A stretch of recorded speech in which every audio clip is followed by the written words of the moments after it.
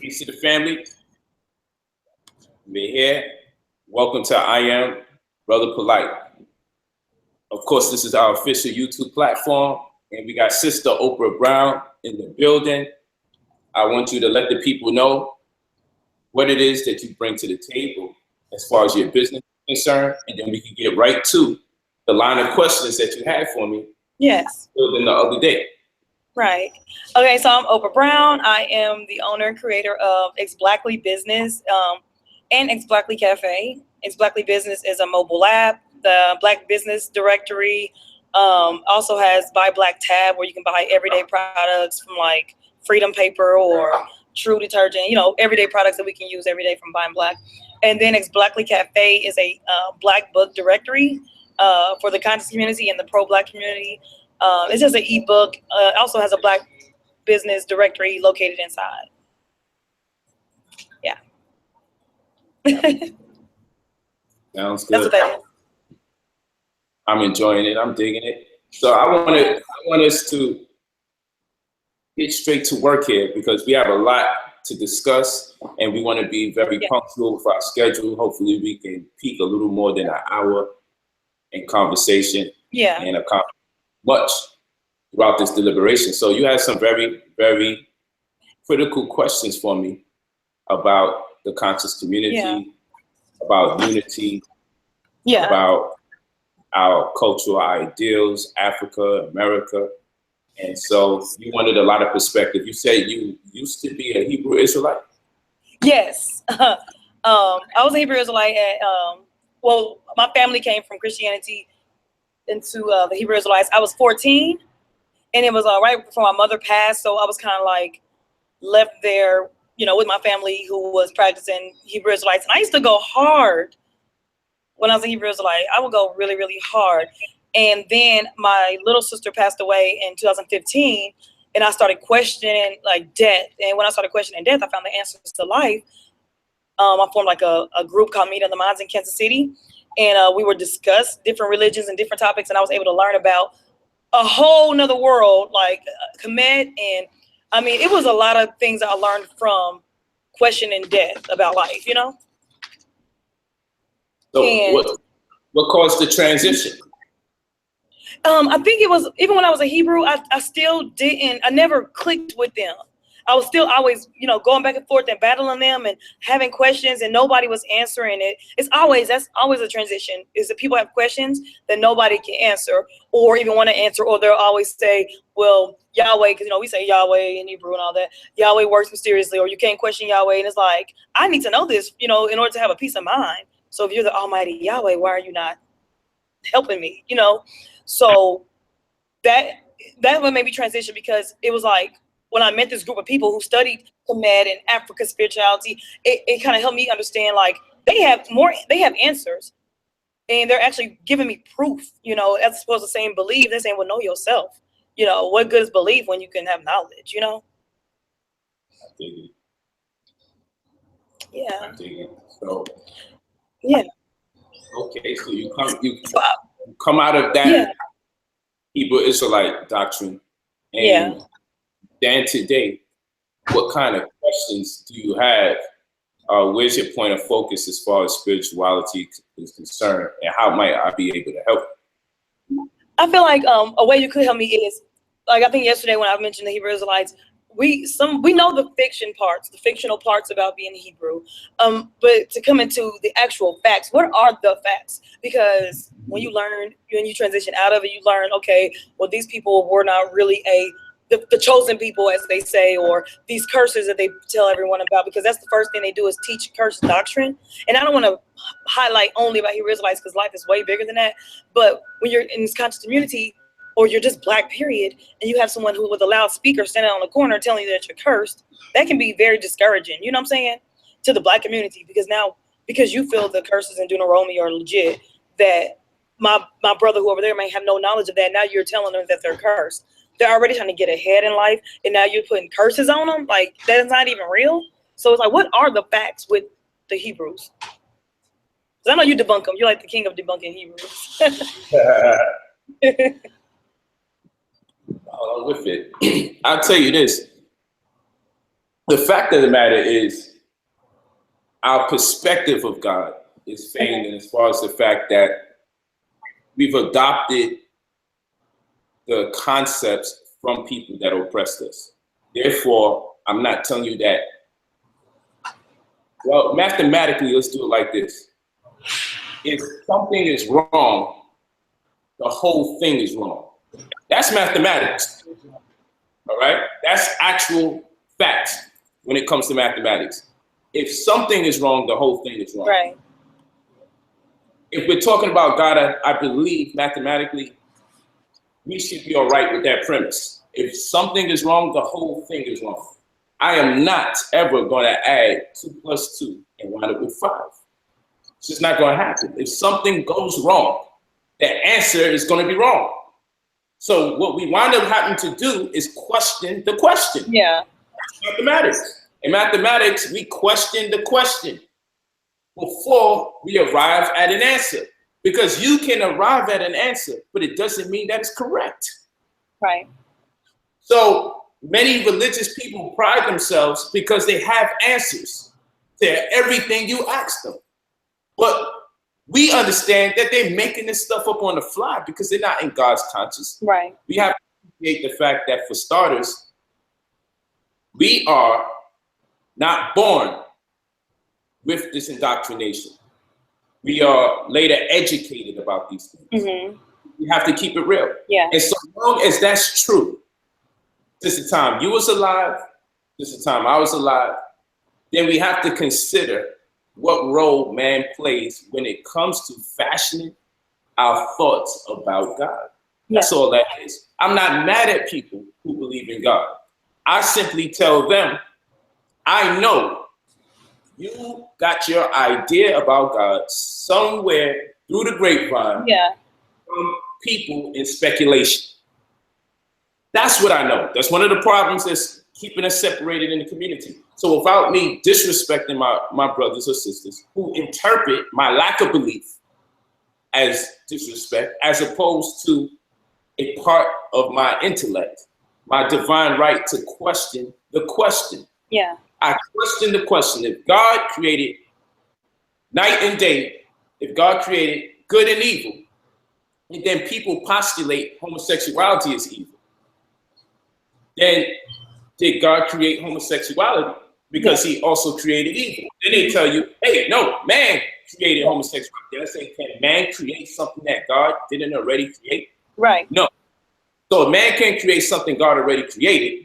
And if you contend that homosexuality is evil, and God created good from evil, then God created homosexuality. Right. Simple.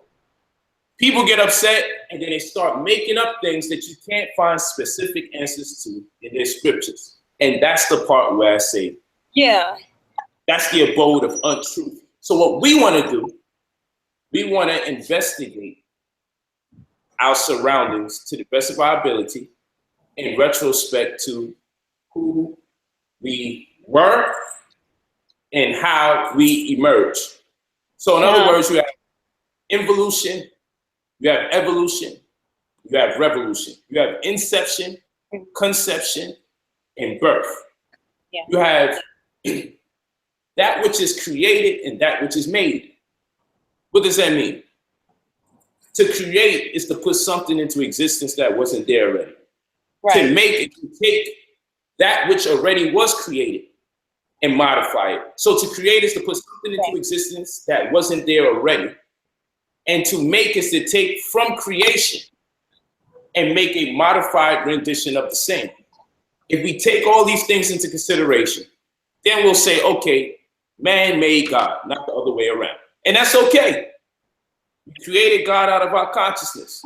So maybe consciousness in itself can be reflective of what we would conceive to be God in some respects. Yeah. And that takes us on our path somewhere.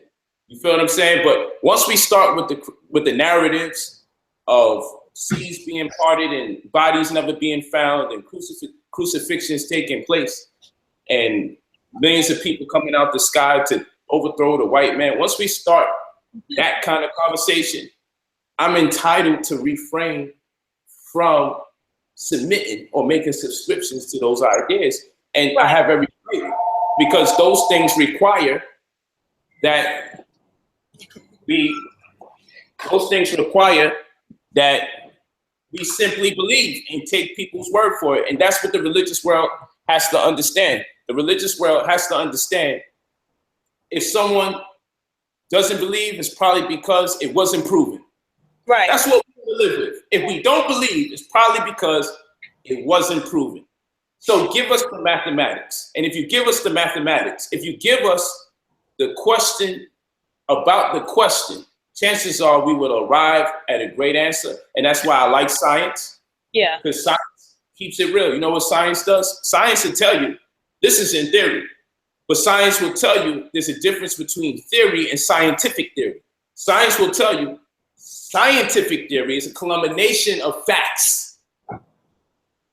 And we use these facts to postulate what's transpiring. And until this thing is debunked or refuted, we're going to make an assessment of these facts. And we're going to constantly revisit them until the necessity is warranted for change. And that's all right, but that's honest. And then science says, hey, we're going to have a controlled experiment and an uncontrolled experiment. We're going to substitute variables in one, and we're going to keep these variables at bay. And so we're more confident in what we're arriving at, because even when we arrive, we may still leave room for speculation, and that is on the surface. Religion demands of us no speculation and a great deal of belief, void of actual facts. And people get upset. You have some people still telling me, well, you know what? They found Noah's Ark. That's how stupid you are. They found. I'm like, come on, man. Cut it out. You know they ain't find that. Where you get? You know they ain't find no boat the size of New York City holding two of every damn animal. Right. And if it was really real, God would just take the DNA of all those animals, so he don't need a big ship. Right. You feel me? And I mean, then we can really get magical and say, God could have just made everything disappear and reappear. Right. You want to really get magical. And Jesus was a magical baby that still went through 9 months. Yeah. Conception. Yeah. And Mary was underage when she was conceiving. But I guess it's okay because the Holy Spirit can't be a pedophile. Did it. Right. This thing is weird. And when you ask these questions, as facetious as it may sound, the reality is it's not sensible. And if you can get people to conform to that kind of rationale, then you can trick them in other areas like mortgages and diplomas, certifications, and paying for certain services such as student loan, like paying for student loan, and then not even saying to yourself, do I get a refund if I don't get the job that they promised me? No one asks for a refund for student loan. People just accept the fact that they have debt. But it's easy to put people in that space. Look, Wells Fargo and Bank of America, for the last 2 years, keep getting caught stealing millions and millions of dollars. And we'll still go into those banks and open up accounts. No one feels away. But we certainly watch and keep an eye on every brother and sister doing something in the community, and we question each other. But Wells Fargo made a bunch of fake accounts to hold real money in there. You feel what I'm saying? Bank of America purposely overpriced their mortgages so people couldn't afford it, so they would go into default so they could cash in on the sureties. This is public news. They're still paying this debt off to this day. But we will question another brother or sister more about their product and their services. Yeah. Than we will question the person stealing hundreds of millions of dollars for the record in less than a year ago and less than 3 months ago, constantly being exposed, not once, but twice or 3 times within the last 2 years, just those 2 banking institutions in themselves. And we don't care. And you know why? That is religion doing that. The belief in people you can't see. The belief in entities that you don't engage or embark upon a human experience with. We have more belief in what we cannot touch or what is not close enough to us than we do our brother or sister right in front of our face, right before our eyes. So those are the facts of the matter without going into all sorts of verses and people say, man, you see, you don't know how to study the Bible. That's why you got those questions. I would believe God would have had an answer for people like me. Yeah. What do you mean? So all I have to do is read a book to connect with God? That's what if I'm illiterate? Yeah. Like, this is God's plan. We just got to study this book and then we'll connect with him. Why he couldn't put it in a book of life called DNA? Why I wasn't born knowing the laws, statutes, and commandments of God? So I don't have to be subject to all sorts of false doctrines out here, because there are thousands upon thousands of religions all over the world, and there's only a few accessible to us based on wherever you were born or raised. So are you the lucky person? Did you win the lottery? Did God create a lottery instance where if you're born in the right neighborhood, you get the prize called heaven? But if you're born in the wrong neighborhood, oh, well, you're just going to be hellbound and live alive for the rest of your life until you die.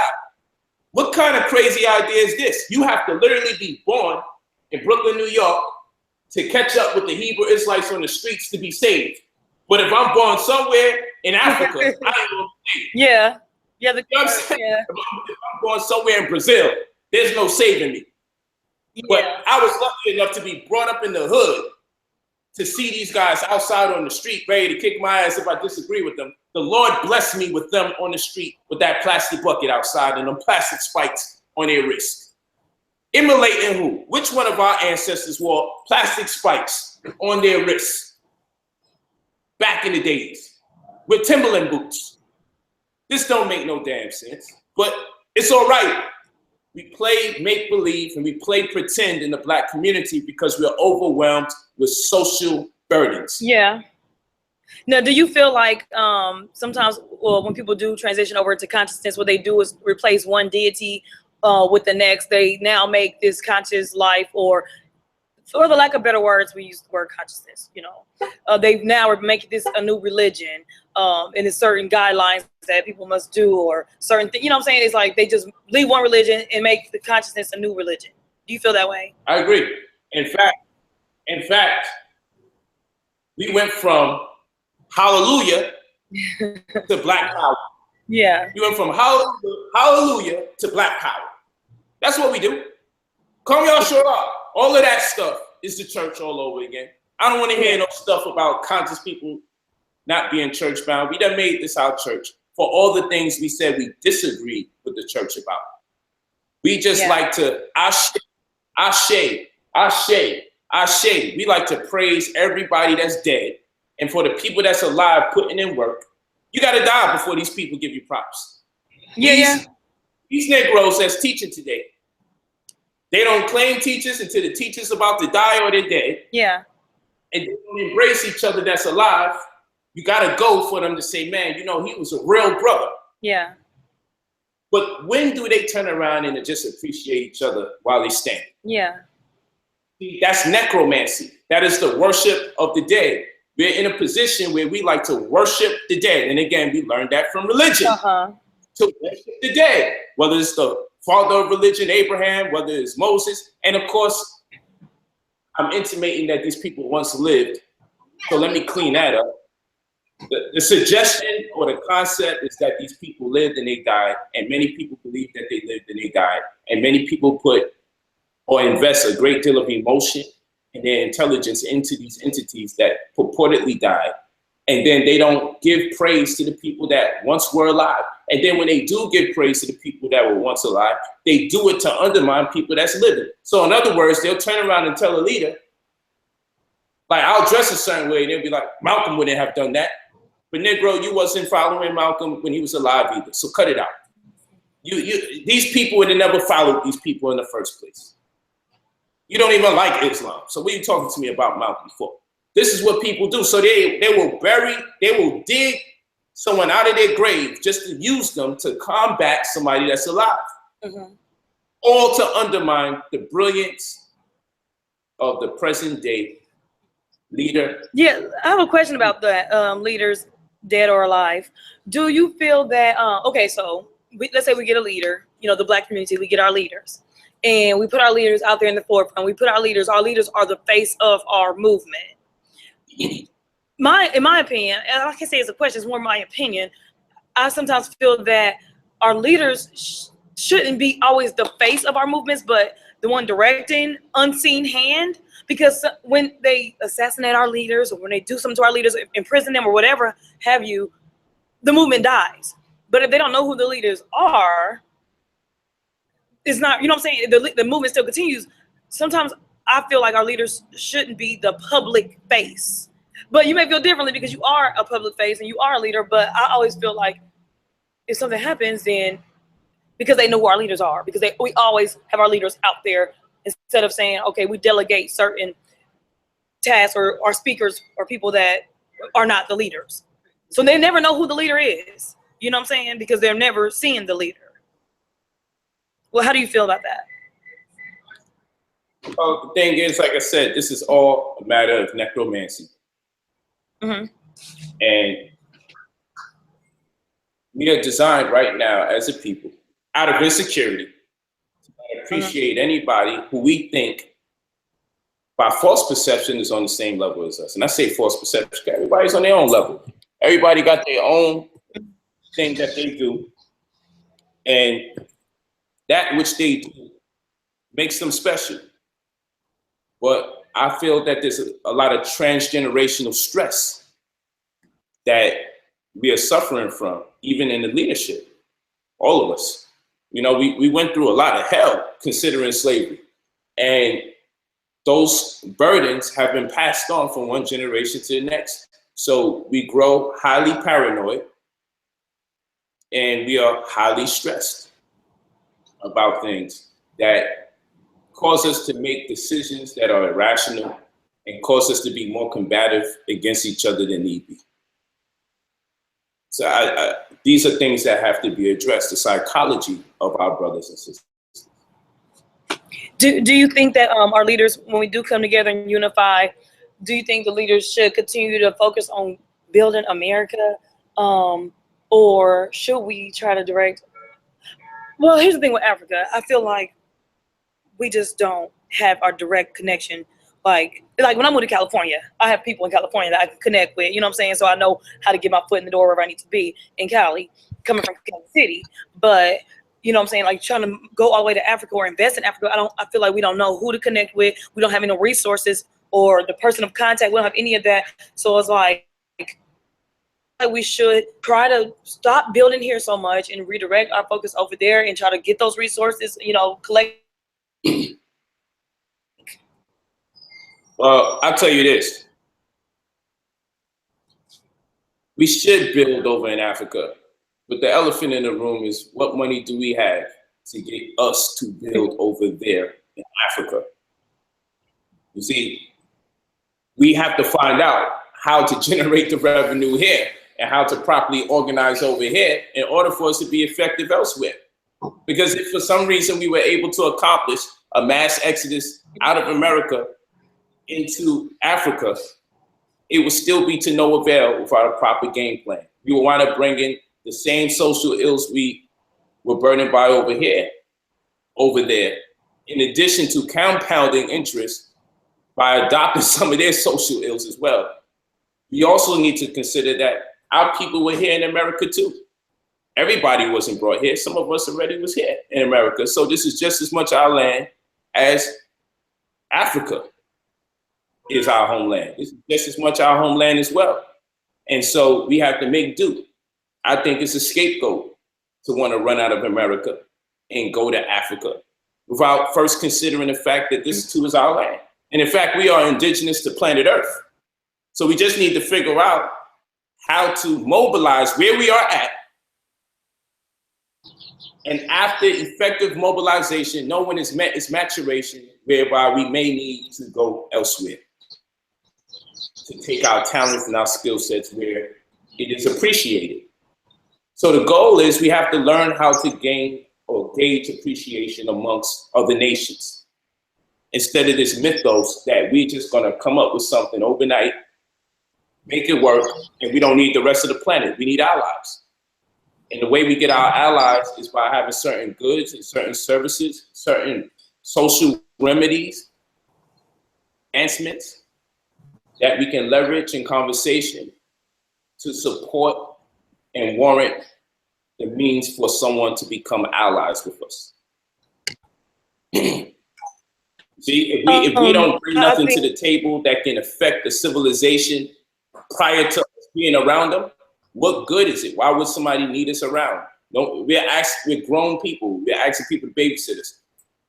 We need to make some advancements in technology or in healthcare or in politics or in our ability to organize or to convene in bodies, as body politics, make up a populace of 20,000, make up a populace of 30,000, make up a populace of 40,000 people, 100,000 people. We have to find a way to get to that point. Leverage our population. We can leverage our technological advancement. But in order for us to do that, we have to be sane enough to say, hey, everybody, stop trying to go to mediocre schools at the same time. Let's pool our funds and just send some of our children to the elite schools to learn the things that they don't learn in the lower schools, or to get access to tools that they don't get in the lower schools. So it's part of the game. If we're serious, that's the direction we're going. Otherwise, we could play pretend and do lectures and talk about killing white people and beating them up and getting ready for war. And that'll never happen. And then the other lecturers can tell you about what's going to happen and how we're going to get our asses kicked and how they got plastic caskets all over the place. And hey, we can just wait till we get our ass kicked. So between one playing make-believe that we're going to kill a bunch of white folks and the other one just anticipating being killed by white folks, what are we going to do? You listen to either one of the two of them, we're going to lose. But no one wants to tell us to be productive. No one wants to tell us, pool our funds. All of us stop sending each of our children to less than our criteria or subpar schools, and let's send our children to the elite schools with the proper amount of resources via the funding of the community. Or we can stick with the age-old idea, let's buy guns from the people who make them. Buy the guns from the people that make them, never learn or attempt to make them themselves. You see? Yeah. We've heard arm yourself or harm yourself from very great minds. Now we have to also learn, before you arm yourself, use the hands attached to those arms to create the weapon. And that takes education. Yeah. Because while we're still talking about guns, we're being killed with chemical warfare, germ warfare, and a whole bunch of other things. And there's a difference between war and warfare. And war is physically violent, and warfare is when you can get people to turn against each other through your indoctrination and subtle schemes, where you don't even have to lift a hand. You don't even have to shed blood, because you have the people so disenfranchised from your schema that you're not necessary to be involved. That's where we at.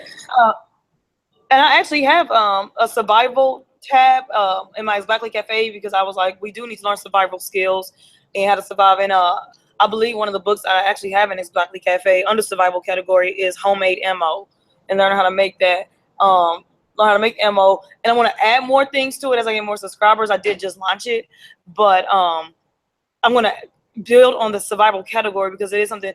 My family was military, so when we were younger, they did teach us a little bit of survival skills outdoors. A lot of our youth, we don't have survival skills. We wouldn't know how to make it if all the electricity went out and people started dying around you. They wouldn't know how to survive. Even if they were in the wilderness, they wouldn't know how to survive out there in the forest or even the desert. I'm in Nevada leaving Nevada. They wouldn't know how to survive. So it's like, we need to teach our young children these things. And we need to learn ourselves, because a lot of us are so busy trying to learn other stuff, and we don't take time to say, this shit is real out here. And it's actually time to start focusing on survival, because we are surviving, but we just winging it, you know? I'm actually trying to join in from my cell phone too, so I'm not sure if you guys can pick that up, but that's me trying to join in. Okay. But I also wanted to talk about, it's a lot of things. I don't want to hold up your day. We here. Let's get it. Okay. With the conscious leaders, okay, I'm not quite familiar with what's going on, and I don't want to bring up any negativity. So if you don't want to talk about it, say, oh, I don't want to talk about it. I'll be cool.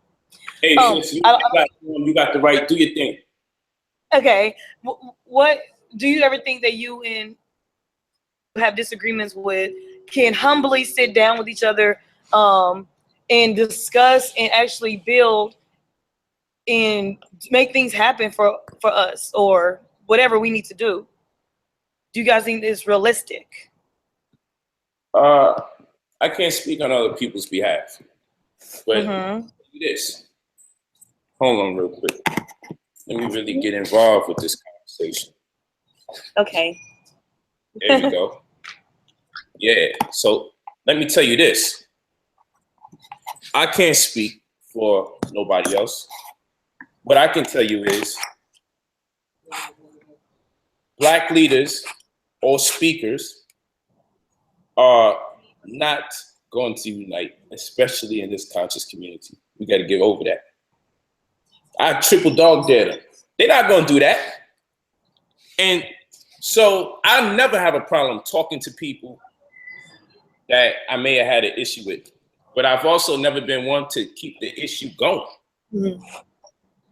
Now, we always feel that someone started with us first. Yeah. That's part of the childhood melodramas that have its inception in slavery for the most part, I believe. And so I never have a problem resolving issues with people. Yeah. But I do know something, and I know, and I don't care what no one says. The main reason there's no unity in the Black community is because there's not enough money in the Black community. So teachers are not going to unite in fear of the fact that they may be losing some of their monies or their stock may go down. Most of them don't write books. I know I've inspired a lot of people to write books. Of course, I won't get credit for it, but I know I help promote literacy. That's what it's called. For those people who may say he's ego tripping, it's called promoting literacy. One way to promote literacy is to do a heck of a job publishing books. I have my own publishing company, so I also put out other people's books. Yeah, we need the other person to put their stuff on mute. I'm gonna put it on mute. There we go. So make sure that your mechanism's on mute so I don't hear the feedback. Yeah.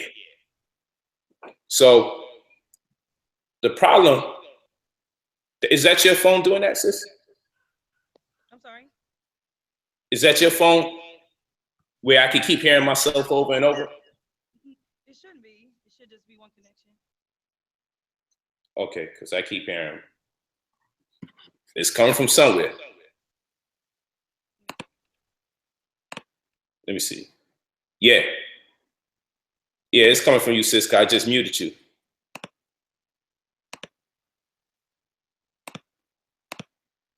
Can you unmute your mic? Can you hear me now? Yeah. Okay, cool. Do you still hear yourself?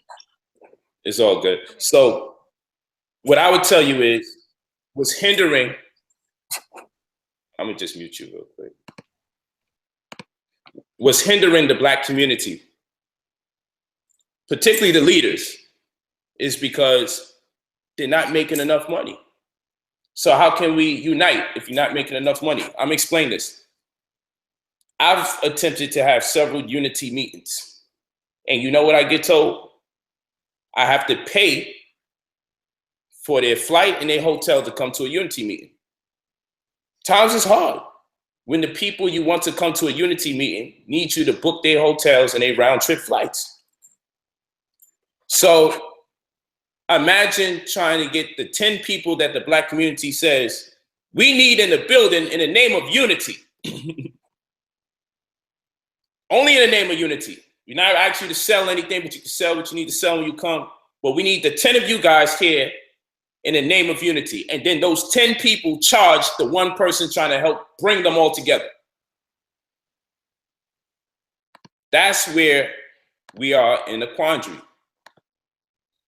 Because the 10 people you want to organize or the 15 people you want to organize, that's round trip flights, hotels, and probably cabs, all on the person who wants to organize these people.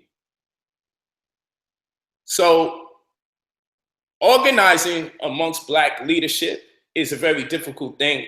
there's not enough money circulating in the community.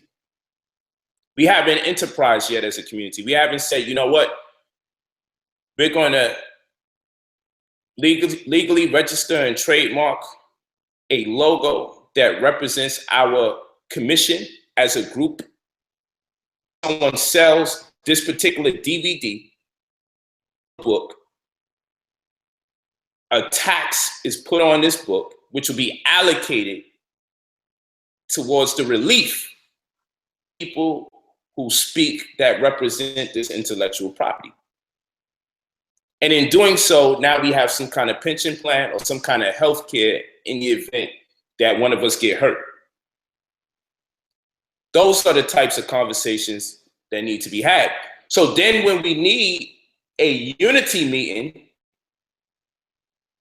the teacher doesn't have to come out of their own personal earnings because they may not have enough for such a meeting as far as travel expense is concerned, nor the facilitator, who is a lot to ask of the facilitator.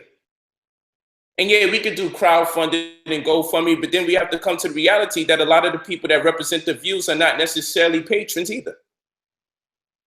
Case with the thousands of views that we get online per each person, and we would be able to accomplish a whole bunch of free events, but it's just not realistic to think like that. There's a lot of transgenerational stress incurred and passed down from slavery that's impacting us, even the best of us. We're dealing with. That's what we're dealing with right now.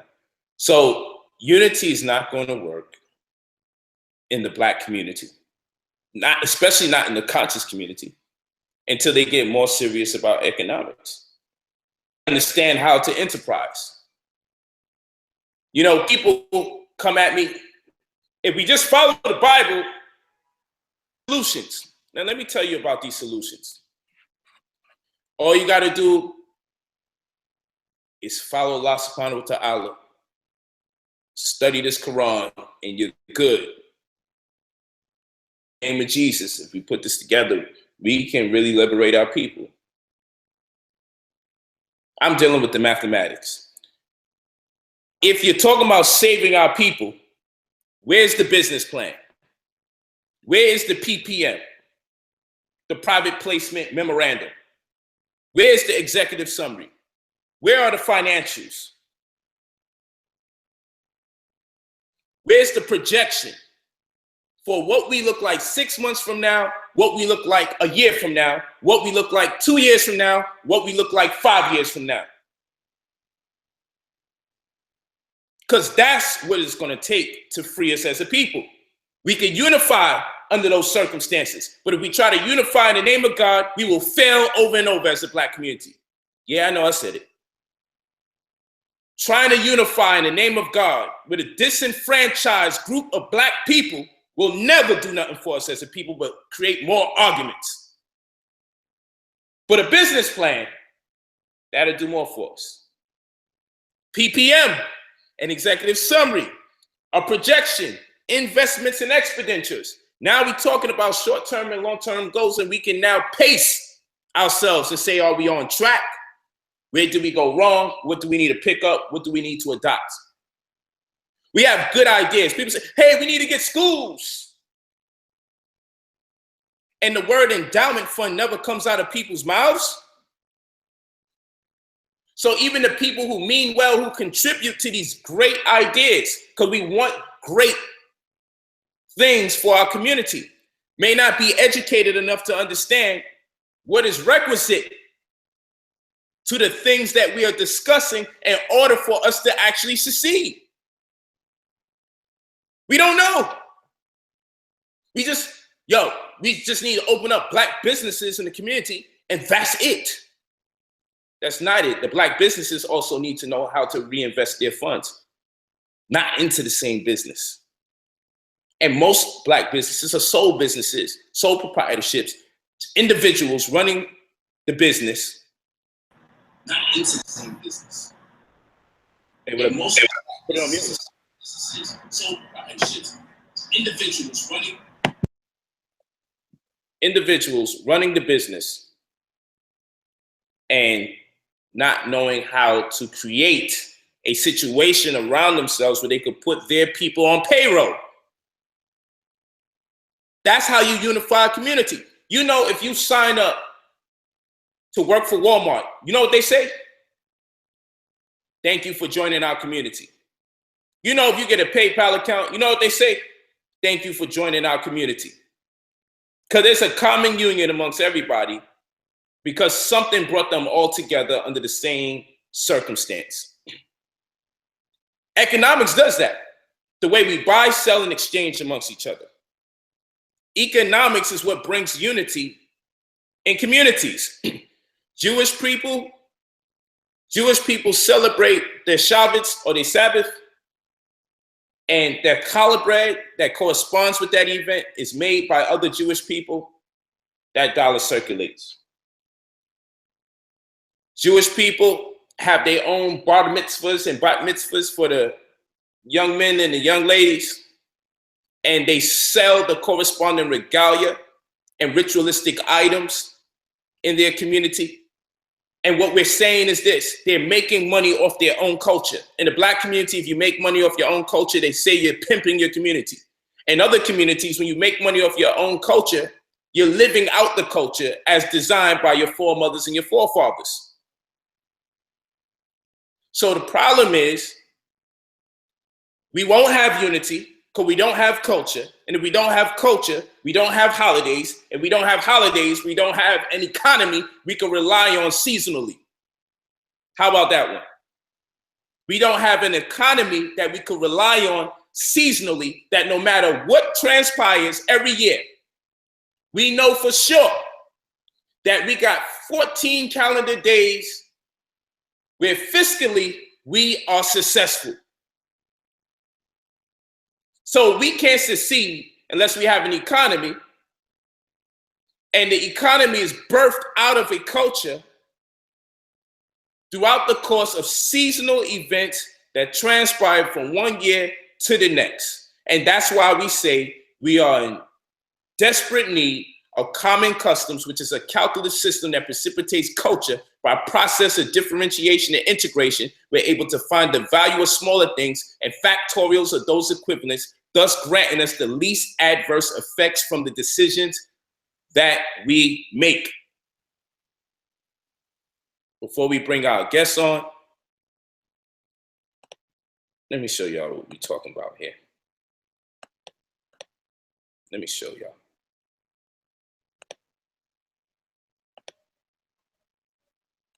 Okay. So here we go. I advise everybody listening, take the time out and take the Sovereign Workshop class. No, sovereign doesn't mean throwing your birth certificate in the water and your social security and hitting people with cars on purpose and saying you got immunity against vehicular homicide. We're not talking about none of that, so please. Okay, we'll be talking about adverse possession during this course, credit repair, and also foreclosure relief. Teaching you step by step so you can do these things yourself. Repair your credit, engage adverse possession legally for those interested in studying adverse possession instead of doing it the fanatical way, and also foreclosure relief. There are things that are requisite to your understanding, so when they try to foreclose on your property, at least let them do it legally, because I'll tell you, over 95% of foreclosures are conducted illegally. Case in point, just ask them for the mortgage note. See if they have the mortgage note. Okay? See if they have the mortgage note. And that'll slow them down. But of course, you have to know how to properly ask them before the courts. And again, court is paperwork. The courtroom is the room where you discuss the paperwork, or the forum where you discuss the paperwork. Court is paperwork. Courtrooms are where paperwork is discussed. So when I say take them to court, I'm talking to you about the filing process and how to legitimize your filing process through UCC. So we have a sovereign workshop in credit repair. Okay, this is going to be going on starting It's really supposed to be Sunday. Okay, the 12th of March. It says Saturday here. We're going to be doing this Sunday. The first class of 3 starts this Sunday. First class of 3. Okay? 5 o'clock Pacific Standard Time. 8 o'clock Eastern Time. So again, you just go to IamBrotherPolite.com, get a hold of your Pennies Off of Millionaires book. You're going to need that. Inequity or Iniquity, you're going to need that for them UCC codes. It's going to go down this Sunday. Let's make it work. We're going to go back here. Is this the process of how to start our own government? Because I knew there was some type of group called Lawmasters. Is this like equivalent to that? I wouldn't say we're equivalent to anything people do. Everybody has the right to their own unique approach. Mm-hmm. So what I would say is that what we're doing is helping the individuals so that individuals can work as a collective and bigger goals beyond themselves. The problem is we try to jump into the whole nation. But what good is a nation? A nation is only as strong as the families that it consists of. And a family is only as strong as the members that family consists of. We have to impact it individually. We have to impact the individual so the individual can become a couple, so the couple can become a family, so the family can be a unit. Family is a unit. Then, and only then can we start thinking on community scales, because now we have organizations within the confines of the community, but the first organization that you have to build up is your family. Friends, but we need people working with each other towards goals and successful working towards those goals with each other. Yeah. And they take that success in a form of teamwork and present that energy, that esteem, that influence, and that knowledge with other aspiring or pending as far as potential is concerned, brothers and sisters. You see, the leader wants to come out and tell you to follow him, listen to him. And then the leader doesn't even have a stable relationship. You say, Polite, you're bragging because you was with your wife for over 18 years, going on 19 in a few days, March 9th. And I've been with all my other wives for over a decade. You're bragging. Well, I think it's better to brag that I've been in consistent relationships with women than to brag about some jewelry I got on. Yeah. I think we should brag about things like that. If we're going to call it bragging, I don't even think it's called bragging. I think it's pride and the wiping of sweat over one's head, knowing statistically I was bound and I transcended these statistics. And I still got some ways to go as I still have my youth. What I'm saying is, when we're talking about government, we got to first talk about family. Because the government is ran by families that rule the world, all through bloodline. So let me talk to you. Family is what has to commence in order for us to succeed. And customarily, serious leaders know before they present themselves before the world that they must first be in a stable relationship. Because ordinarily, people don't trust bachelors to run their nation. Why would we trust a single bachelor? Why would we trust a man who's in a relationship with a woman this week, in a relationship with another woman next month, in a relationship with another woman from 1 year to next, and then men who you never see in any relationships with any women? Why would we trust men who are kept away from their children? Now, I'm not saying women do not keep good men away from their children. I'm saying there's a standard for leadership. And if you don't meet that criteria, you do not lead. Right. What we're saying is, it's customary that we don't assign people to leadership who have babies out there in broken family households. Then we say, man, you're a good speaker, but you're aiming too high. Because the person we're going to put in this position, they have to embody what we want the youth to follow for generations to come. So what we have in our conscious community and our pro-Black communities, what we have is self-appointed leadership. Because if they were subject to that which is prerequisite to leadership, they will never make the cut, because the first pass, first base is family, and is constantly overlooked by Black men who contend that they are leaders of their community. They like to jump over and hurdle called Black family. So much so that they hide the women, or they have no relationships with women, or not their children. And if you are aware of their children, the relationships are horrid amongst the mother of the child and the father. And that disables us, because we're going to follow after the likeness of this leader, particularly the young men. And then this becomes a social norm if we have several men who are not obligated to reflect or demonstrate the beauty of consistency when it comes to Black love, Black relationships. That is the key. So one, the lack of economic prowess, because you're not going to get no unity unless you have the money to pay for all these people to come and be in the same room, because they don't have the money themselves to afford taking a risk, paying to fly in the name of unity, because they still got to pay their rent. Now, yes, they may know about the sun, moon, and the stars.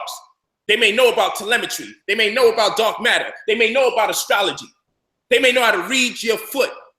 Yeah. Tell you who you're compatible with. They may know how to cure cancer and AIDS, so they say. But they can't afford to keep themselves alive, nor catch a flight into town for the sake of unity. How embarrassing is that? You know all the mysteries of life. You are a high priest of God. Yeah, we know you are, because of the plastic spikes on your wrist and the door knockers on your chest. You are a high priest of God, but you can't afford to fly in spontaneously in the name of unity to address the ensuing crisis that Black people are confronted with day to day. Yeah. How embarrassing can that be, with all the knowledge that we have, that we can't afford to even unify? But the Democrats have their conventions and the Republicans have their conventions, and wherever they say it's going to be, people will just follow. They will fly in, they will book all the hotels, and they will campaign.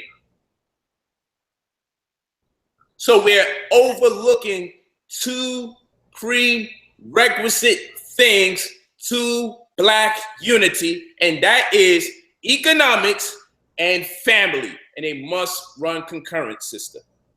Now my question is, because those two subjects are, and you might feel some type of way about this, are two things that people do tend to judge you on heavily when it comes to relationships and family because of the polygamy. And then when it comes to economy, people feel like, oh, well, he moved to Beverly Hills, or he's selling consciousness. And I explained to people on my Facebook channel that I would not even attack you or voice their thoughts about you allegedly selling consciousness, because I feel like everyone's selling an idea. We all come up with an idea, and we sell our ideas to others, or products or services.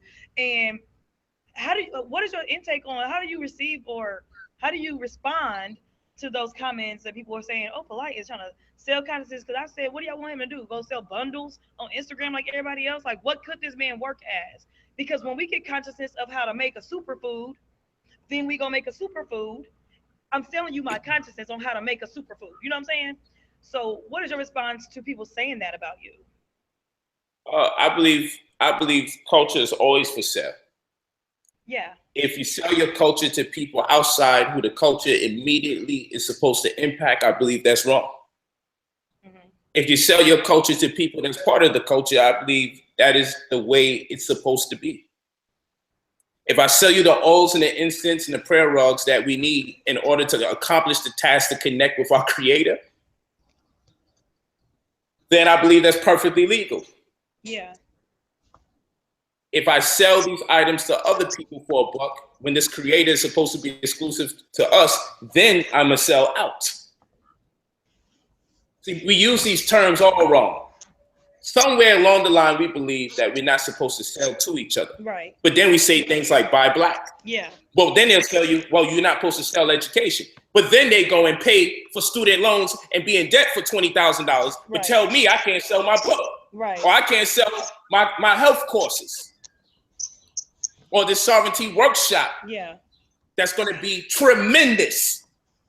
Because anyone that goes to any of my courses or any of my workshops, they come out filled with notes and able to apply. And those of you tonight that are in wait of number 3, class number 3, you are in for something very special. You are in for something special. Those of you who didn't catch, class 3 is being posted tonight. And you are in for something tremendously, enormously special in preparation for the final installment for how to make the compounds that correspond with all the data that you have been evaluating during the course of the last 3 classes. Those of you that took the real estate workshop, you know what it is. And I'm telling you, this sovereign workshop and course for credit repair, adverse possession, and foreclosure relief, you're going to learn a whole bunch of other things that fall under that umbrella. Yes, we'll be back to UCC. We'll be talking about transmit and utility liens. We'll be talking about acts of state. All of that is in there. But we will not be fanatical, and we will not talk to you about doing anything that doesn't make you back money in exchange.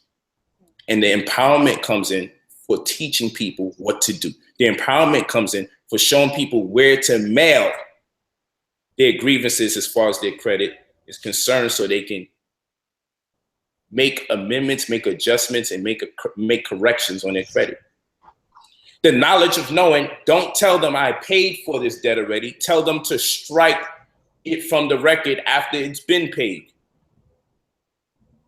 Knowing how to leverage one debt against the other. Understanding that each state has a debt maturation, and when it expires, you no longer owe the debt. And knowing when and who to call to get it removed from the record. Knowing that those agencies that call you to try to bargain with you about your debt are illegal, and how to serve them. Because by the time they call you, something illegal is already taken place because the debt has been sold to them by the creditor, because the creditor knows that its maturation has come. Debts are not forever. They have maturation dates. I don't make these things up, and I show you where to go to get this information. Pennies off of millionaires is a start. Inequity or iniquity is a start. Paper terrorism is a start. Sovereign Bible is a start. Yeah. You feel me? So I'm telling you that it's only a lazy-minded person that tells you, hey, you know, this person's selling the culture or selling consciousness. How the hell do you sell consciousness? Consciousness it's everywhere. Right. Everyone and anyone could assess consciousness. Right. I don't have a monopoly on consciousness where you should complain that I'm selling it and I'm not making it fair for other people to sell what they know. Right. You've gone to school and you paid them and they changed their school books from one semester to the next to make sure no one can save money. You don't get mad at them as they change books from one semester to the next, do you? No, you don't. but people have the nerve to say, hey, I'm mad at you. So it doesn't bother me. And being preoccupied with where I choose to live, but people can drive trucks for a living and deliver this white man's goods all over the country and no one has a problem. And people can sell cigarettes over the counter because it's a legal drug and not considered a drug. People have no shame selling this poison over the counter to their own people because it's considered legal. Right. But I can't work for myself and live somewhere where my skill set is in high demand and appreciated. I can't move where it's geographically more convenient for me to live so I can earn. No, that's wrong. I need to stay in the hood because I'm making money now. But if I wasn't making money and opportunity came to me, I can go, just don't make a lot. Yeah. But if opportunity is big, stay in the hood while you got that opportunity and fly back and forth from New York to California. No one gives a damn if it makes more sense to live over there to do your business. Right. Nope, no one cares. No one cares. There's all these critics, but then you gotta ask, and this is what I do all the time, so it doesn't drive me crazy. I look at all my critics, I mark the date on the calendar when they annoy me, and I check up on them every 3 months, by the quarter, and I make sure I'm doing exponentially better than them every 3 months. And what's sad is that if I did nothing for the rest of the year, I still would be doing exponentially better than them every 3 months because they don't grow upward. Okay? They devolve, they go downward, they go into the ground. They're like carrots, and you say, what kind of vegetable grows in the ground? What kind of vegetable gets bigger into the ground than upward? They are the carrots of the community. And I know about 24 carrots. They're constantly troll, but they grow downward. They don't grow towards the sunlight. And the little good thing about them that shows on the surface, you always get remnants of it. That's the little green part of that carrot. And in fact, these people, their concept is hybridized. Because a carrot, anyway, isn't even orange. When the carrot is diseased, suffering from mutation, carrots are purple. They're not orange. Yeah.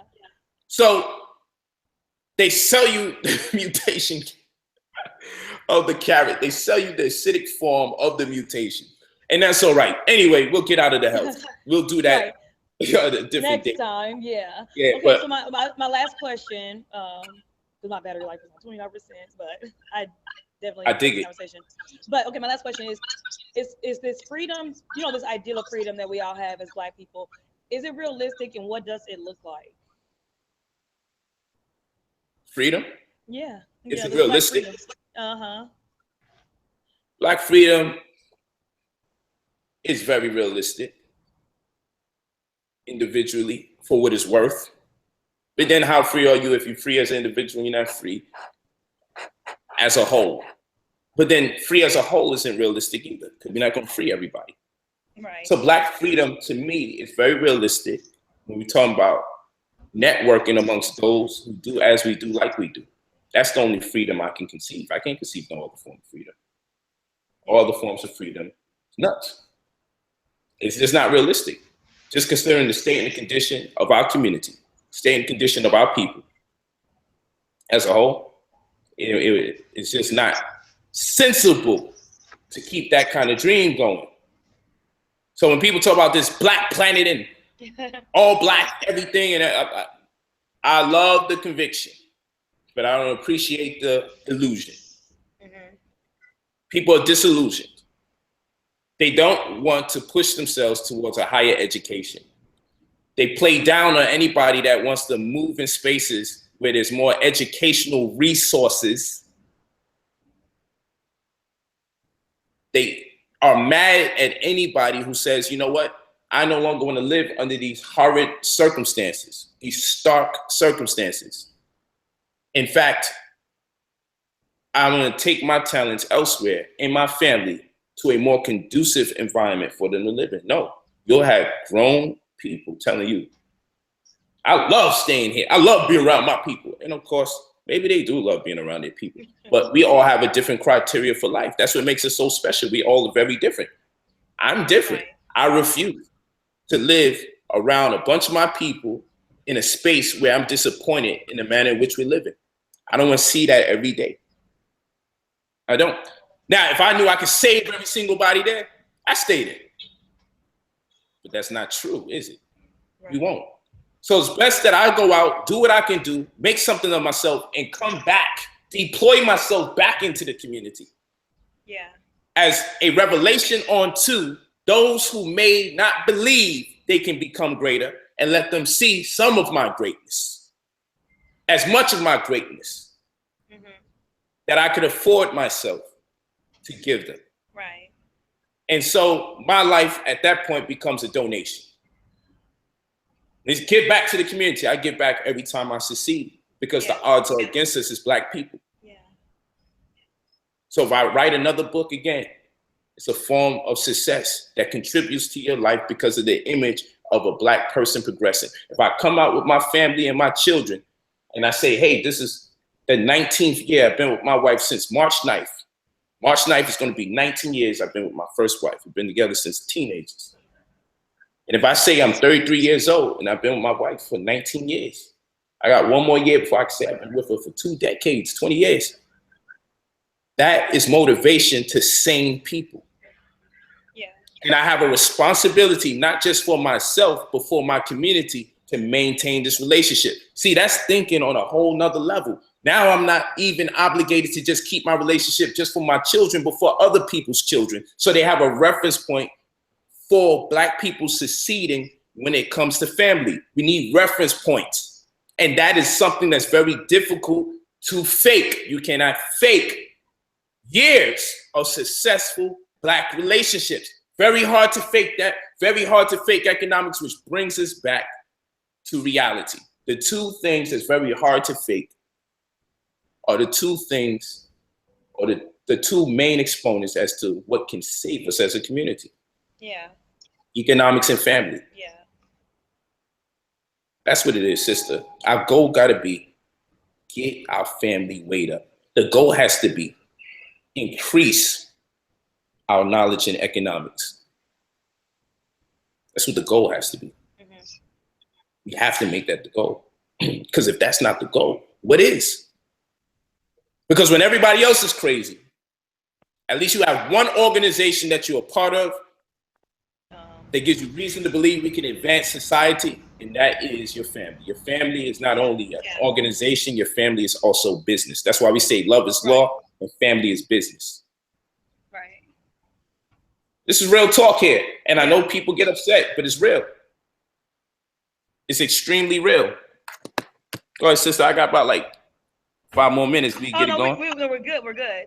I appreciate you speaking with me. Very enlightening. I'll be sure to share the video everywhere I can. I have to get back to LA myself, so I have to go anyway. But I really appreciate this. Thank you, Dennis, if you're still there. Thank you, Brother Polite. I really appreciate this conversation. No doubt. Hit me up when you get in LA, sister. I definitely will. You know that. All right. Goodbye. Peace, sis. Okay. My brother D, you have any words for the final thought for us to close out? My publicist. I don't want to hear nothing about no Nicki Minaj. Let me see if I... Brother Polite, good evening. What's up, my brother? Can you hear me? We definitely can hear you loud and clear. Hold on 1 second. So, we off camera, you and I spoke about. Let me turn this down. I have another computer going on here. We spoke about the requirements, not of a leader, but for example, when someone reaches out to the community for funds to i.e. build a school or raise money for a cause, what are some of the things the people should ask of that person requesting funds to, for example, start a school? What are some of the things you would do if you were that person being solicited for funds? Because I think we spoke about it yesterday off camera. Send that question back to me again, my brother, about the funds, the Black community, the goals.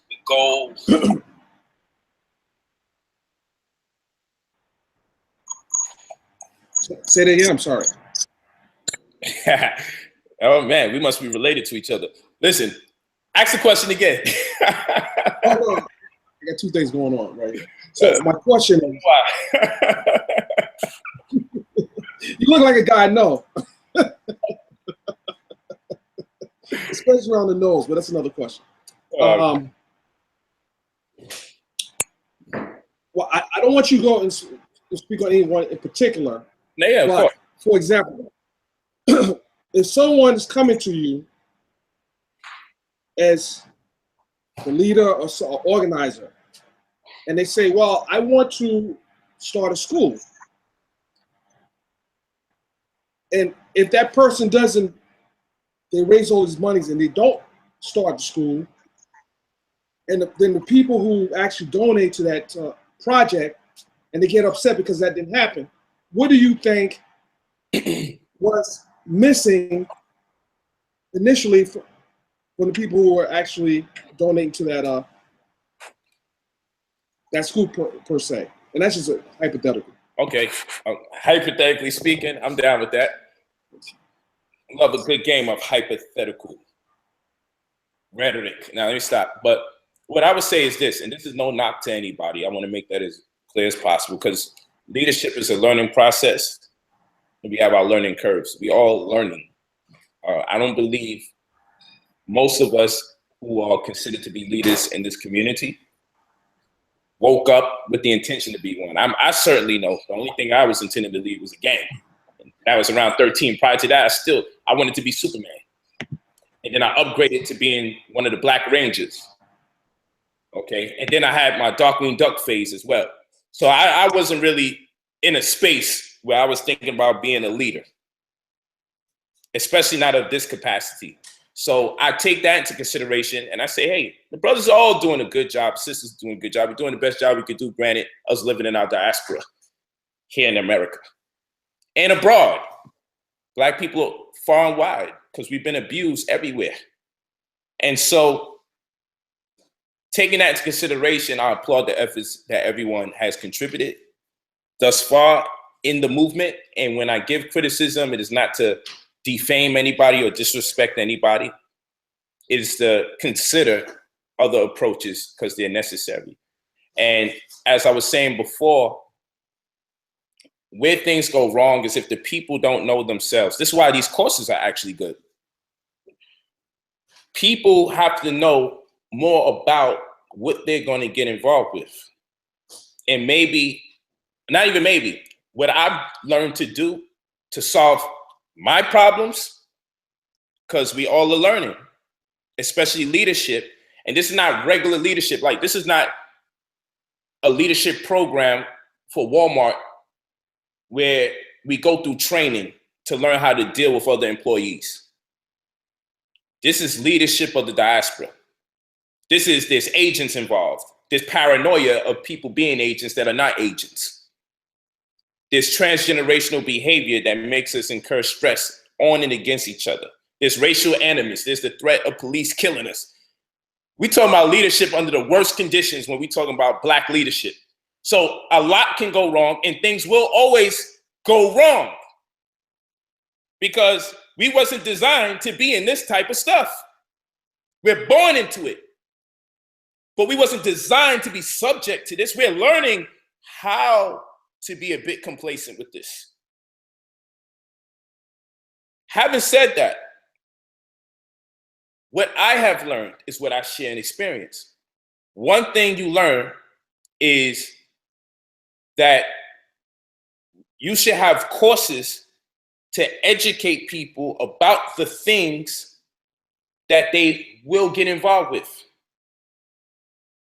because the education process is very important because people have great intention. The teachers and the seekers, they all have great intention, but the disconnect is the lack of education. The lack of education is where the disconnect is at. So we want to fix that.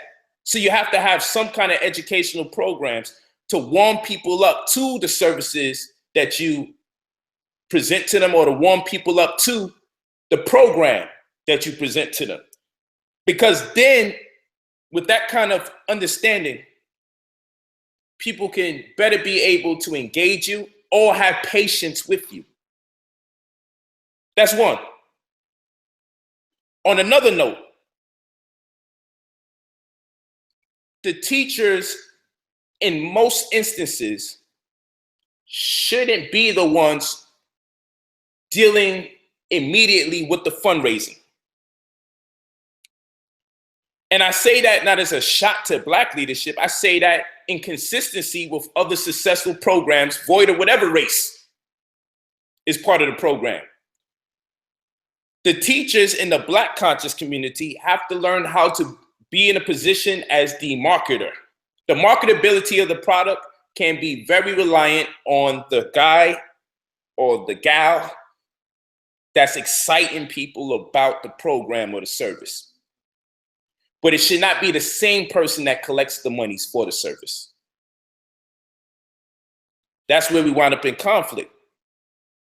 If we organize better, hey, you're the motivational speaker, no doubt in that. You got the sauce. Baby, you got the sauce. Go out there and do what you do and get these people excited.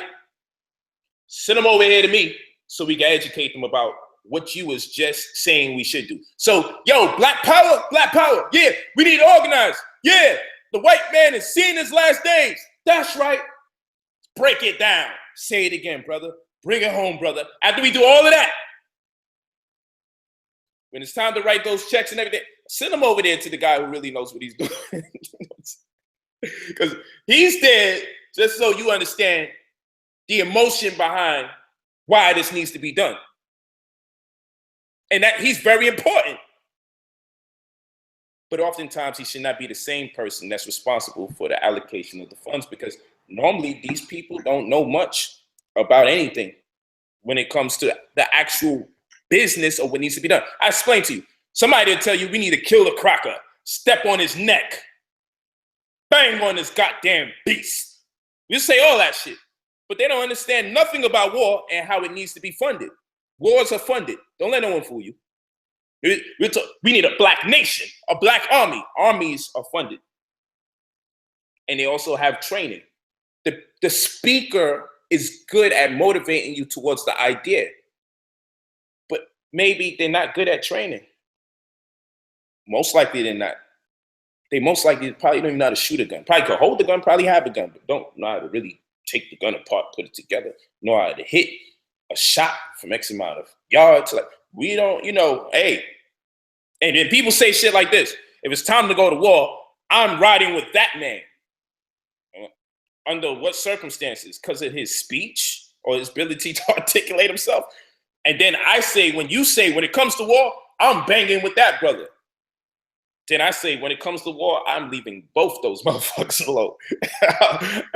I'm leaving the guy who motivated me into the war prematurely. And I'm definitely not following the guy who's motivated by the guy doing the motivating prematurely, under the pretense that he speaks a good game. It's realistic. Everybody is militant in this community.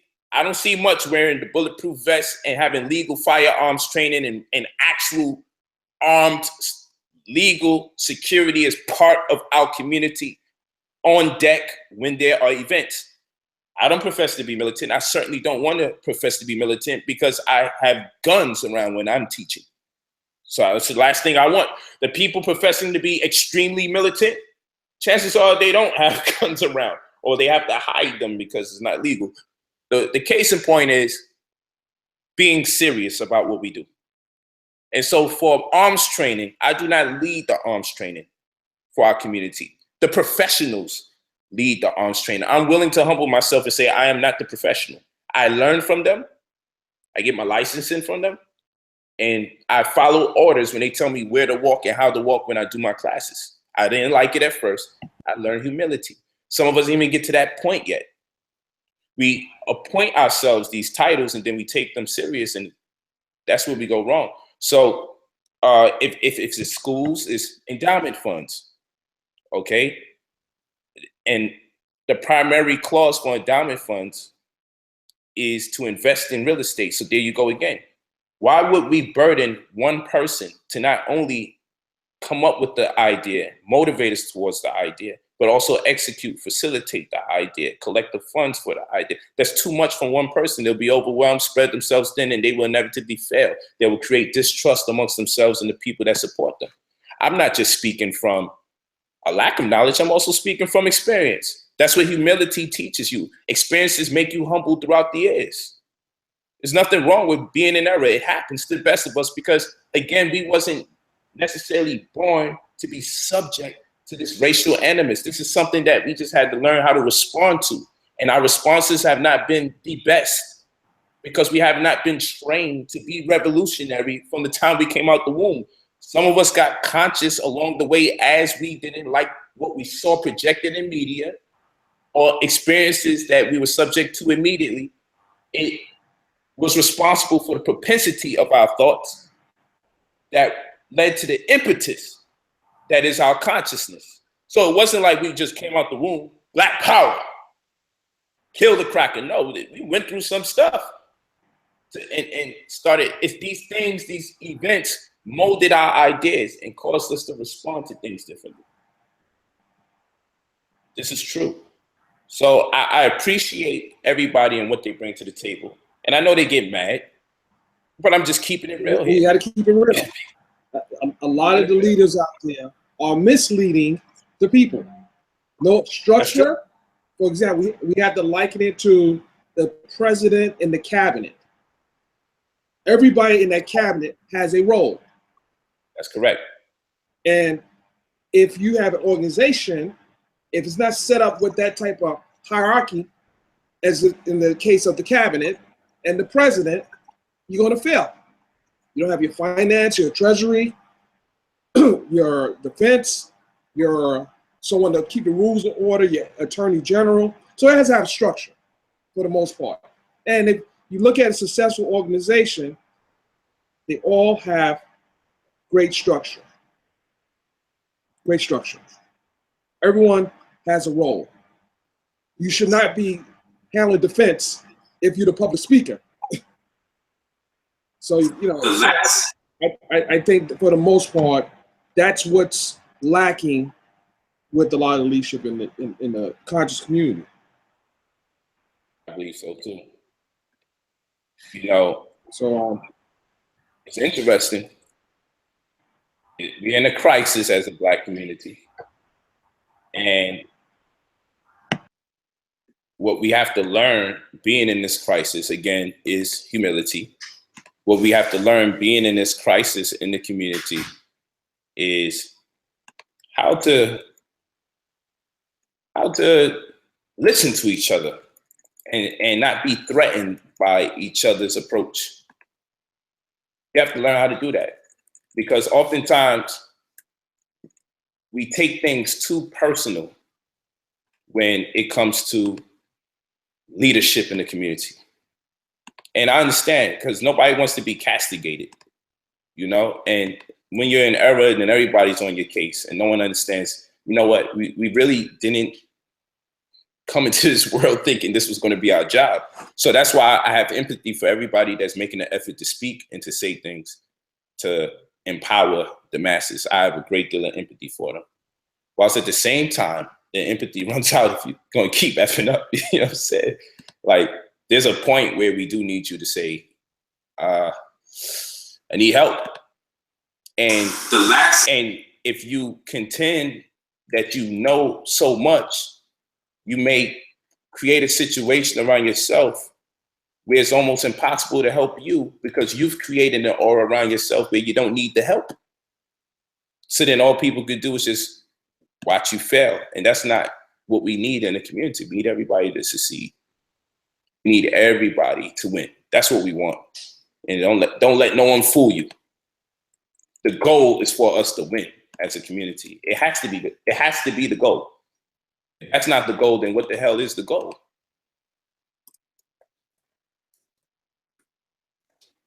I totally concur with you, totally. And obviously you made the transition out of the community that you were in because you, not just say you grew obviously, however, you had to put yourself in a mindset in order for you to grow further. Fact. I do thank you for taking the time and talking to Miss Oprah Brown. And I know you have a busy schedule. However, excuse me? She's extremely sharp. So I think that we need to have this, bring some guests on at least once a week from my side of town until I get on your side of town and make it do what it do.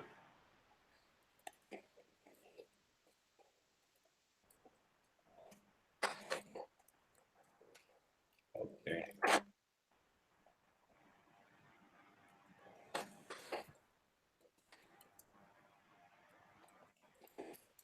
Well, I want to thank the people that's out there that tuned into what we was doing. Thank you for always staying in tune with us. Thank you for keeping it real with us. I hope you really appreciated the class. I appreciate you all's time. It means a lot to us because we all we got at the end of the day. We got to find a way to make this thing work out to our best advantage. So there's no way I could really just tell you, I don't appreciate you. You give my life purpose, people. And I'm going to tell you why. You give my life purpose because I love to teach and I love to share information. And my goal is to perfect my craft. That's my goal. My goal is to constantly perfect my craft and to do the best that I can do in order that we can win. And I just want to do my part. So like I said, I have empathy for everybody that's in the community that's doing their best to make this thing work. And I make sure that I'm not too brash in my criticisms because nobody's perfect, though we aspire for perfection, I believe. And like I said, the ultimate goal is to see to it that we win. That's what I want. I want us to win. And we win when we evaluate what our weaknesses are in the spirit of getting better, not in the spirit of destroying each other. And that's where I want my approach different. And that's why it's not necessary to either mention names or even blame other people. It's just really not necessary. We know what needs to be done, then we should express what needs to be done. And we can do that without actually mentioning names. Debates are also great. I love debates when people are up for it, especially if we can keep it scholarly, because it makes us hear both sides, especially if both parties have something very special to offer. It makes it great. So all of that is good. These are all components. When people say, oh, debates ain't helping us. No, it's good. It's part of the program. You know, monologues are not always the best way for people to be educated. Some people need to hear both sides to weigh in. You know, and some people are new to information and accounts from both sides in the first place.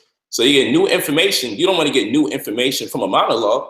You need something to counter that information. You know, it helps save time and gives you a place to start. If two people do the research for you and argue the point, it can speed up the learning process for you, depending on how efficient or how meticulous these people are when it comes to their research, how proficient they are in the preceding degrees. It can do a great deal of service for you as the neophyte.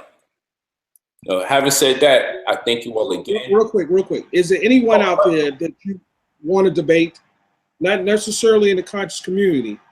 Is there someone out there like a Tommy Lauren or a I would like to. Anyone? I like to debate her. I think that would be a great conversation. I still got this Jewish guy on deck. I still got a conversation with Scientology. And I still got Tommy Sotomayor out there, right? He's probably the only brother at the moment that I would be debating. And it looks good. It looks good. I'm just figuring it out. You know, I normally want to do about 2 debates a year, and I think I'm still on course for that.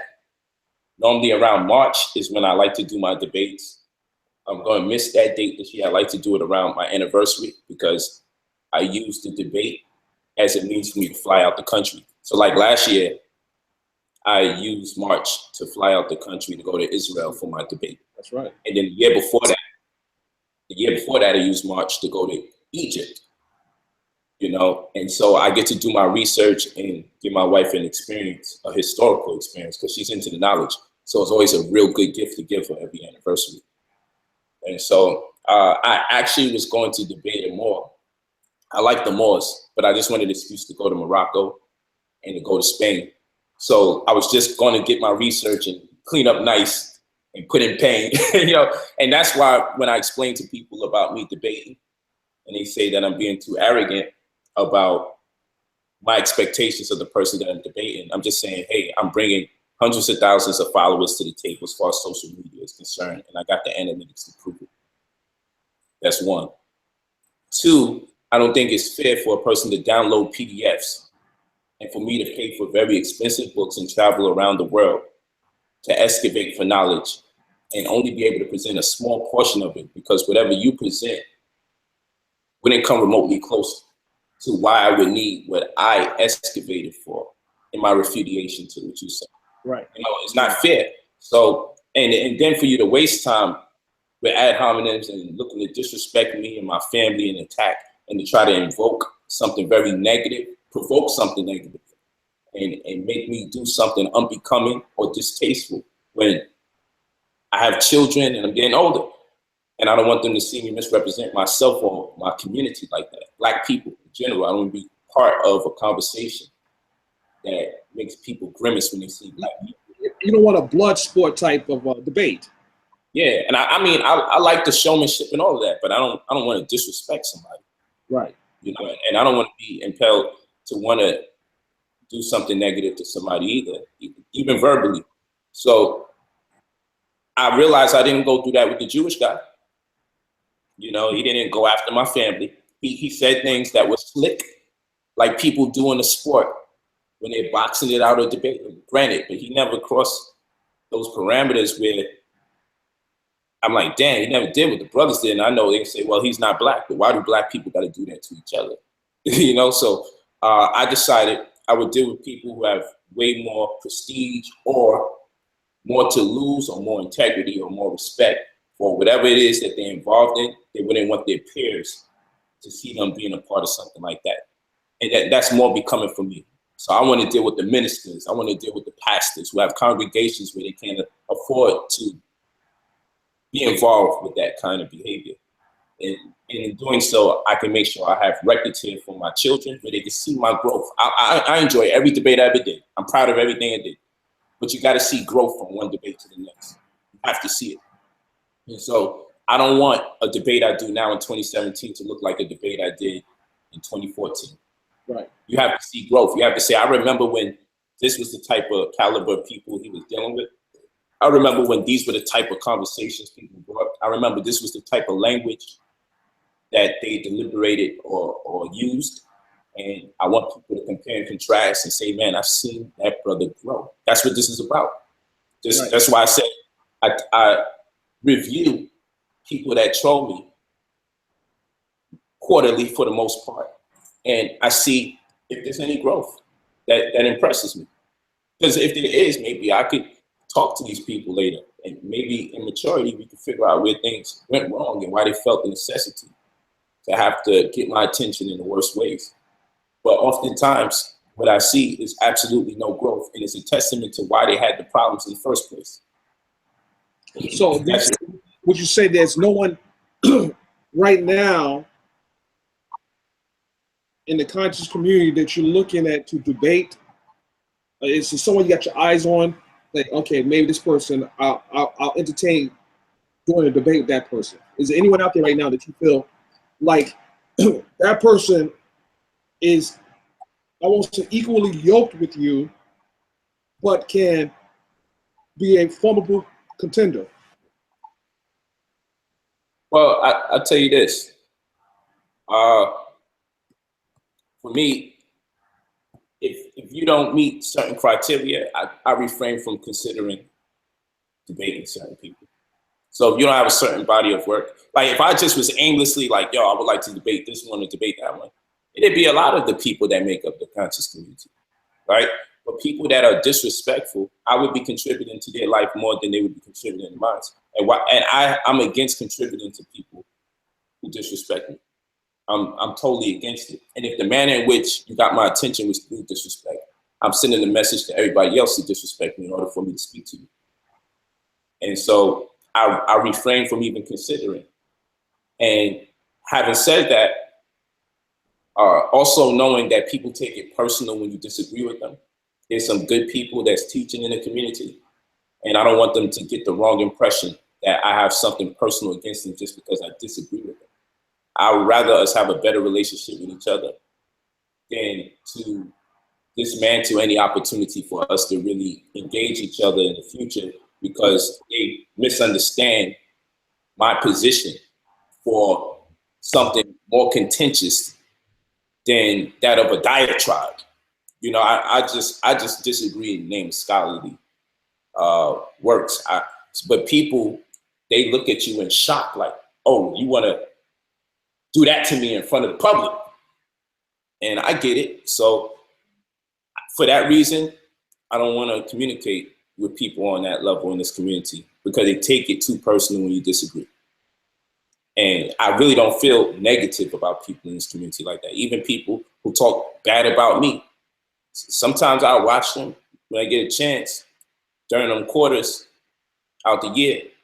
And they make me laugh how they created media around me, how they monetize the channels and how they make up stories and create conspiracy theories and say that my wife is locked up and, like say that I was looking at them eye to eye. Look, he's looking at me right now, eye to eye. You see, and he didn't know how tall I really was in real life. I'm like, yeah, but what the fuck is this? You know what I'm saying? And to think that these things happened weeks ago or months ago, and I'm like, whoa, I was in people's mind like that months ago. And then I'm like, hey, I'm about to leave and go somewhere very nice right now. And I'm like, wow, these things are happening while I'm taking my daughters out or I'm homeschooling my children or I'm ghostwriting or I'm writing music for people to sing, managing and mentoring. My days is filled up, so I know I wouldn't even be able to compete with a YouTube beef with these people. I would lose a lot of what I work hard for because I don't have the time to upload videos nor record them. So when I get on video, I just want to get to work. I want to teach. Right, exactly. You know what I'm saying? I want to get to work. I want to teach and share what I know. I love these health courses because at least it keeps me in tune and connected with the family or the real estate courses. And now we got this sovereignty workshop that we're going to be doing for adverse possession, foreclosure relief, and credit repair right on IamBrotherPolite.com. If you click services or New Covenant, either one of the two, you see it. Okay. That's the direction I want to be in because eventually I'm going to set up the online university and then people can get those accounts in bulk and then they can access these things and at least I'm still effective even when I'm not physically and immediately and actively presenting. People are still the benefactors of the body of work. So that's the direction this has to go in as well. Only difference is, unlike the universities, I won't be switching the curriculum so new people can pick it up as well. I'll just leave it up there. And I like that idea. I'm loving it because no matter how much success I achieve out here in Beverly Hills and Bel Air, Westwood, West Hollywood, North Hollywood, Southern California in general, I'm always going to be Black conscious. I'm always going to embrace my people. I'm always going to wind up in some place that makes people say, why are you still doing that? Because I get it all the time. And then when I'm doing that, people say, why are you here? Shouldn't you be doing this? So I get it from both sides. On one side, people say, you better stop going around those people. They'll kill you out of jealousy. On the other side, I go around those people that would kill me out of jealousy and they say, why the F are you here? You don't like us anymore. You say we animals. I said the pedophiles are animals. I don't care. You call me an animal too. You're a pedophile? I just get confused. I don't understand, what people are doing with that situation. But well, people have a different definition of what the Black Power movement is, and they have their own definition. Not different, but they have their own definition. So your approach is going to differ from someone else's. Obviously, some people believe I don't want to do business with anybody but my own people. That's not. That's not practical. Not practical. Not practical at all. Yeah. Because you live in a community where the resources in that community are not that great, and you rely on that community to survive, then you kind of cutting your foot off. You got to reach out to other communities. That's right. So I think at some point we should also talk about later on, probably another conversation, why it is important not just to buy black, but create the things that the community needs. Toilet paper. Why do you have to run to a supermarket to buy toilet paper when it's something that we can create ourselves? Or toothpaste? Or everything that you do from day to day. Why don't we create that? It's not just about buying black, because you may be buying black, but you're buying from the white manufacturers. You're getting your supplies from the white manufacturers. So how's that really keeping the money in the community? So we got to look at the approach a little differently. I think we should, kind of have a discussion about that, even with the last guest, Ms. Brown. Yeah. She has a directory of black businesses. I wanted to get more into exactly the type of businesses that are there, and not just to have a directory, but make sure those directories are really servicing the black community and the community the proper way. Because what good is you looking for something in a directory, but one of those businesses are really buying their supplies from the people you're trying to not support, but it makes no sense. So it has to be a strategy in place. Before I get out of here, I'm always proud to say you're my publicist. Can you tell people what it entails to actually be a publicist, and why people of your profession, of course I don't want to marginalize you, so also you can let them know all the other things that you've contributed to humanity as far as your publications are concerned. If you could let them know why it's such a good chess move for public figures to have publicists, and why that may also be one of the greater hindrances of people in the conscious community who get in front of people, why they need a publicist in the first place. Well, speaking for the most part, it's strategic. It's for example, you have your Sean Spicer, who is the press secretary for the president, who is the publicist for the president. He has to be able to communicate your ideas to the right audience. When he's talking to a pool of media reporters, someone I've dealt with for over 25 years, you have to know, and you have to have relationships with other members of the press. Otherwise, your story will not get out there. So you have other leaders who don't see that as a necessity, but it really is. It's part of your team. So, obviously, I've been in, I own a couple of publications. I've, been with TMZ for over 3-4 years. Hip Hop Weekly, The Source, a bunch of publications. It's just so many. And I work with different, I used to represent, Waka Flocka, his handler's publicity. So it's I don't want to just name drop different people, but when you're trying to put an idea out there, you need to be able to have the outlets to get your idea out there and get the message out there. So sometimes you may want to say something and you run it past me, and I'm going to say, well, the perception of putting that out there that in that manner may not make a lot of sense, or maybe you should speak on this.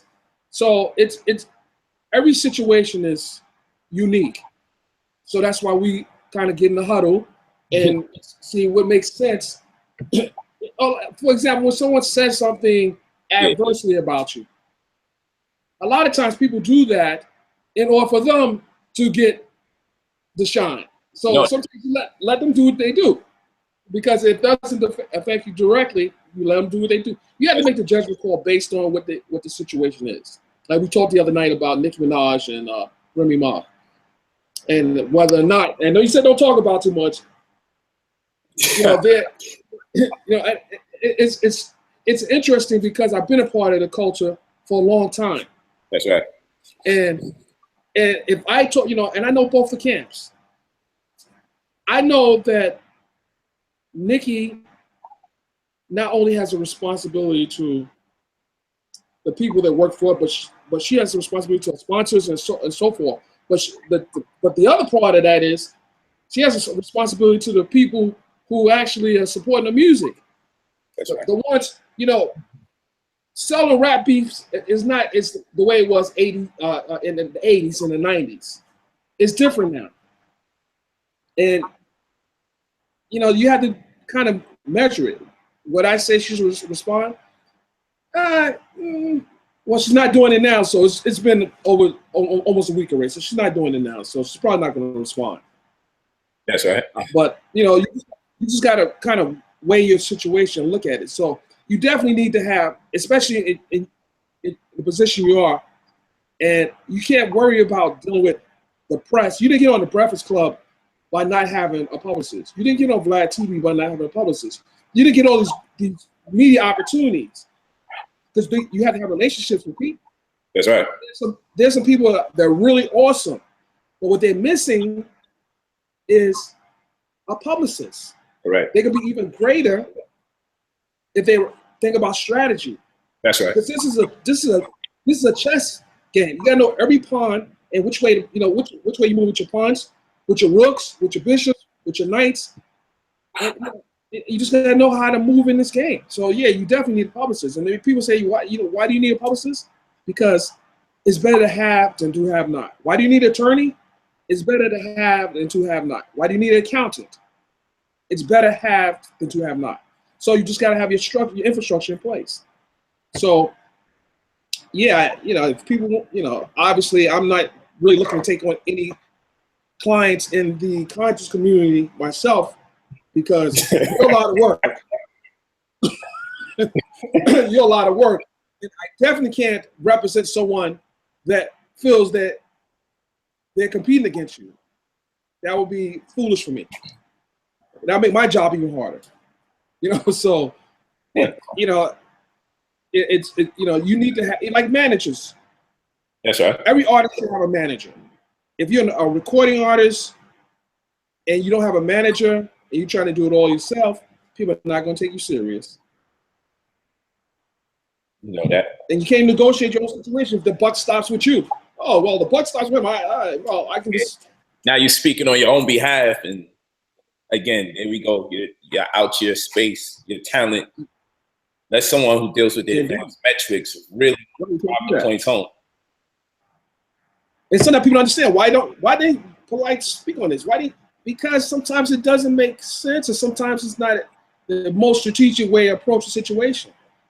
That's so right. I'll take the blame, because a lot of times, and you said it, I've said not to address it this way. You've put that out there, so I don't have a problem with it. You know, if it doesn't make sense, I'm going to give you my 30 years experience.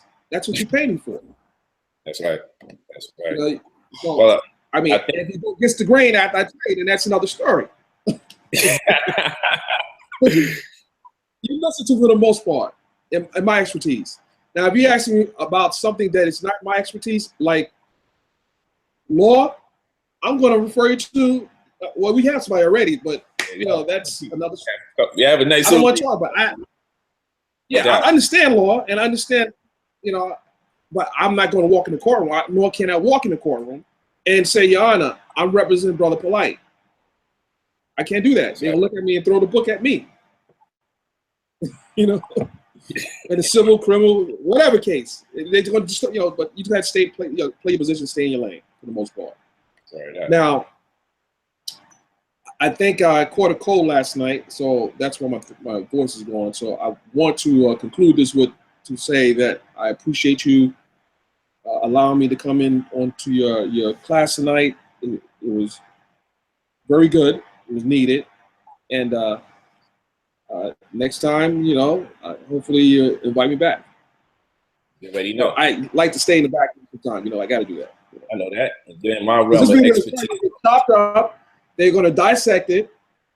It's going to be all over the place. Then we got called the attorney. We need this video taken down. You know that. You know that. Well, I thank you, my brother, for being there for me. I appreciate you. And you're in my genre of expertise. So we're going to talk to you about that code. We never know what that might be. But I'm sure it's my well, listen, hey, we can barter. We can barter. That's right. Ain't nothing new. But I mean, I thank you so much for your excellence, especially given your complexion. So you motivate other people. There's people sitting here right now may just realize they may be on the end of needing a publicist, or maybe they should become one. So it's just great seeing us in different places. That's a word that's not too common in the community, publicists. It should be common, but it's not. And so maybe people take it into consideration as they are doing whatever it is that they do, and they have their goals and their ambitions. So I just always thank you for being a standard. I would say this, and I don't mean to cut you off, but your life would become a lot more easier if you put a team around you. That's right. Everyone has a role to play. You put a team around, and don't think you can do everything. You might know you can. You may know in the heart of hearts you can do everything, but put your team around you. Now, that's not to say you shouldn't know how to sweep the floor, but you have a janitor for that. But if the janitor doesn't come in, then you might have to do it. Only in extreme situations that you take on a role of something else that you're qualified for. Other than that, you put a team together. And you got people around you. Make sure they qualified to add to something, not take away from it. So it's just a matter of hey, so can I pass the email out? If you have any questions, just shoot me your email. Yeah, do your thing. Do your thing. Publicist at brotherpolite.com. You already know. You already know. Yeah, and I'm waiting for my invite to the billboards. Get on your job, my brother. Yeah, yes, sir. Hold on, my connection is going bad, but I'm waiting. I haven't been on the red carpet since the last time I bled 2 days ago. Well, no, actually, you had your spot on the carpet. You were at another event. I didn't bleed, but yeah, man. I thank you for them last events. Those events were dope. I'm looking forward to. No, we got some great stuff coming up for actually towards the end of March and June, and you have a few days on run past you. I don't want to come out now. We'll get off when I'll talk to you about it. But, okay, cool. Thank you, Mike. Appreciate you. Yes, sir. And again, family, get this cough taken care of. No doubt. And family, again, be sure to get in tune with that new workshop, the Sovereignty Workshop. That is this thing right here. You go to IamBrotherPolite.com, you click service, and when you go to service, you go right here, and you see Sovereign Workshop, Adverse Possession, Credit Repair, Foreclosure Relief. This is a 3-part class dealing with adverse possession, credit repair, and foreclosure relief. It starts this Sunday. We're doing it Sunday. We're going to correct this here. It says Saturday. We're doing it Sunday. Adverse possession. We're going to start this class at 5:00 p.m. PST, Pacific Standard Time, which is 8:00 p.m. Eastern Time. That's this Sunday. It's going to be a doozy. If you're impressed with the other courses, I'm telling you, buy a whole new notebook just for this, because we're going to be going very, very hard.